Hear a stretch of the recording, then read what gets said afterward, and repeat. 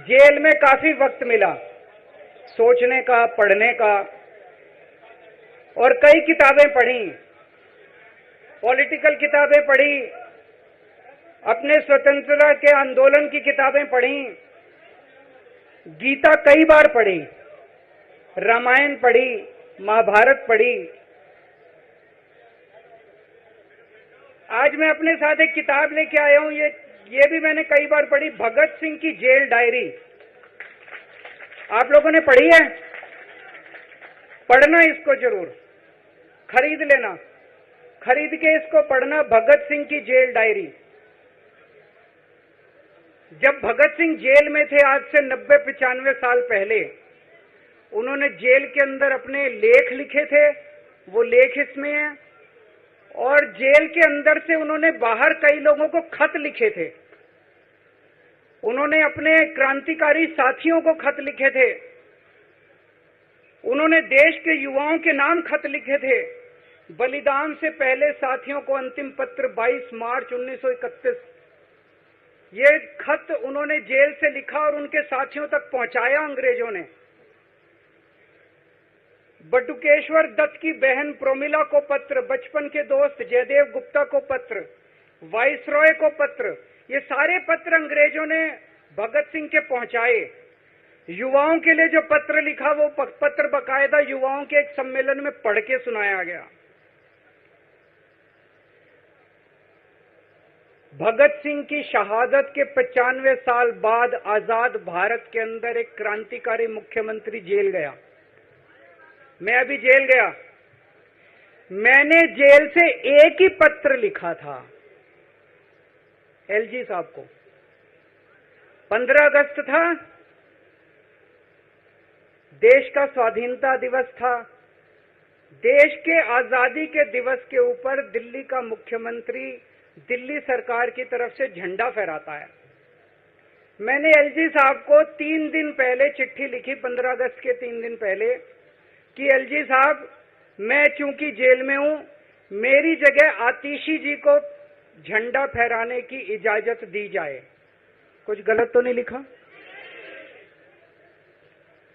वो चिट्ठी मेरी एलजी साहब तक नहीं पहुंचाई गई, मुझे चिट्ठी वापस करी गई और मेरे को ये वार्निंग जारी की गई। ये वार्निंग भी लेके आया हूं, जिंदगी भर साथ रखूंगा ये मेरे को वार्निंग दी गई कि दूसरी बार अगर आपने एलजी साहब को चिट्ठी लिखने की हिम्मत करी तो आपके साथ जो फैमिली मुलाकात होती है हर हफ्ते, वो फैमिली मुलाकात बंद कर दी जाएगी।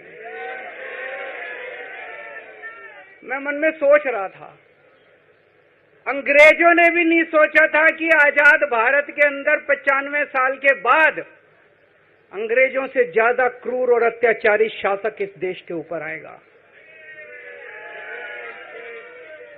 आपने सुना होगा,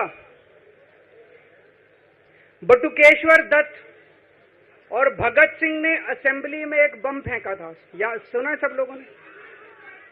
तो दोनों को जेल हुई, दोनों को एक ही जेल में रखा गया, बगल बगल वाली कोठरी में रखा गया।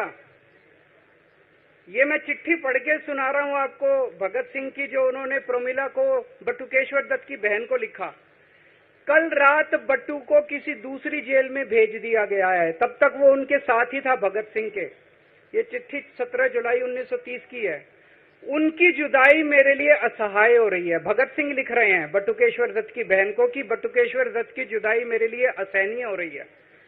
आज पहला दिन है जब मैं अपने को पूरी तरह उद्विग्न पा रहा हूं और मेरे लिए हर मिनट एक बोझ बन गया है।